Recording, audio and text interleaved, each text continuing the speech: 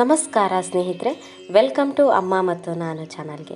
ಸ್ನೇಹಿತರೆ, ನಾನು ಈ ವಿಡಿಯೋದಲ್ಲಿ ದತ್ತಾತ್ರೇಯ ದತ್ತ ಜಯಂತಿ ಯಾವ ದಿವಸ ಇದೆ ಹಾಗೂ ದತ್ತಾತ್ರೇಯರು ಹೇಗೆ ಹುಟ್ಟಿದರು ಇದರ ಬಗ್ಗೆ ಒಂದು ಇಂಟ್ರೆಸ್ಟಿಂಗ್ ಕಥೆ ಇದೆ ಸ್ನೇಹಿತರೆ.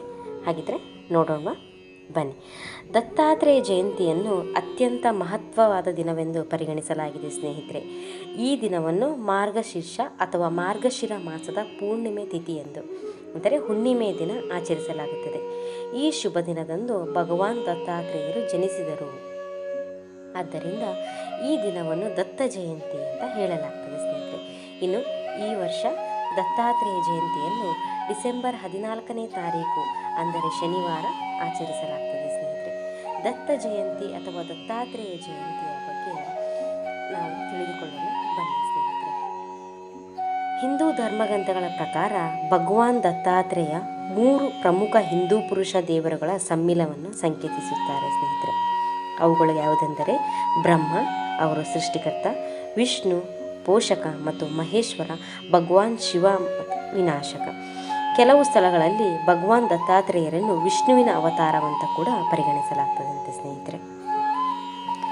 ಇನ್ನು ದಕ್ಷಿಣ ಭಾರತದಲ್ಲಿ ದತ್ತಾತ್ರೇಯರಿಗೆ ಅರ್ಪಿತವಾದ ಅನೇಕ ದೇವಾಲಯಗಳಿವೆ. ಮಹಾರಾಷ್ಟ್ರದಲ್ಲಿ ಅವರನ್ನು ಮುಖ್ಯ ದೇವತೆ ಎಂದು ಪರಿಗಣಿಸಲಾಗುತ್ತದೆ. ದತ್ತಾತ್ರೇಯರಿಗೆ 3 ತಲೆಗಳು ಮತ್ತು 6 ತೋಳುಗಳಿವೆ. ದತ್ತಾತ್ರೇಯರ ಜಯಂತಿ ದಿನದಂದು ಅವರ ಮಗುವಿನ ರೂಪವನ್ನು ಪೂಜಿಸಲಾಗ್ತದೆ ಸ್ನೇಹಿತರೆ. ಇನ್ನು ಕರ್ನಾಟಕ, ಆಂಧ್ರ ಪ್ರದೇಶ, ಮಹಾರಾಷ್ಟ್ರ ಮತ್ತು ಗುಜರಾತ್ ರಾಜ್ಯಗಳಲ್ಲಿ ನೆಲೆಗೊಂಡಿರುವ ಭಗವಾನ್ ದತ್ತಾತ್ರೇಯ ದೇವಾಲಯಗಳಲ್ಲಿ ಈ ದಿನವನ್ನು ಬಹಳ ಸಂತೋಷ ಮತ್ತು ಉತ್ಸಾಹದಿಂದ ಆಚರಿಸಲಾಗ್ತದೆ ಸ್ನೇಹಿತರೆ. ಈ ನಿರ್ದಿಷ್ಟ ದಿನದಂದು ಉಪವಾಸವನ್ನು ಆಚರಿಸುವ ಮತ್ತು ದತ್ತಾತ್ರೇಯನು ಸಂಪೂರ್ಣ ಭಕ್ತಿ ಮತ್ತು ಸಮರ್ಪಣಾ ಭಾವದಿಂದ ಪೂಜಿಸುವವರಿಗೆ ದತ್ತಾತ್ರೇಯರು ಸಂತೋಷ ಮತ್ತು ಬಯಸಿದ ಇಷ್ಟಾರ್ಥಗಳನ್ನು ಪೂರೈಸುತ್ತಾರೆ ಅಂತ ನಂಬಲಾಗುತ್ತೆ ಸ್ನೇಹಿತರೆ. ಹಾಗಾದರೆ ದತ್ತಾತ್ರೇಯರ ಜನ್ಮದ ಕಥೆ ಬಗ್ಗೆ ತಿಳಿದುಕೊಳ್ಳೋಣ ಬನ್ನಿ ಸ್ನೇಹಿತರೆ.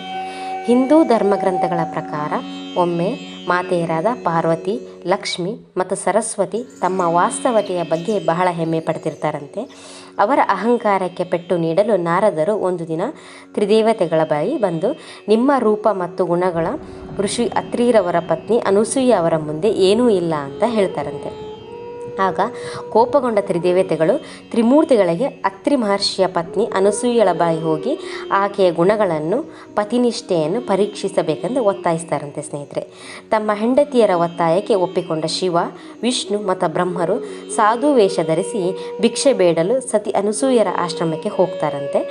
ಆ ಸಮಯದಲ್ಲಿ ಅತ್ರಿ ಮಹರ್ಷಿಗಳು ಆಶ್ರಮದಲ್ಲಿ ಇರುವುದಿಲ್ಲಂತೆ ಸ್ನೇಹಿತರೆ. ಶಿವ, ವಿಷ್ಣು ಮತ್ತು ಬ್ರಹ್ಮರು ಸತಿ ಅನಸೂಯಳ ಬಳಿ ಭಿಕ್ಷೆ ಕೇಳಿದರು. ಆಗ ಸತಿ ಅನಸೂಯ ತನ್ನ ಬಳಿ ಇದ್ದ ಧಾನ್ಯಗಳನ್ನು ಭಿಕ್ಷೆ ನೀಡಲು ಹೊರಟಾಗ ಅದನ್ನು ತ್ರಿಮೂರ್ತಿಗಳು ತಿರಸ್ಕರಿಸ್ತಾರಂತೆ ಸ್ನೇಹಿತರೆ.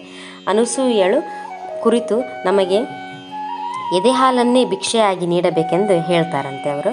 ಇದನ್ನು ಕೇಳಿ ಸತಿ ಅನಸೂಯ ಗಾಬರಿ ಆಗ್ತಾರಂತೆ.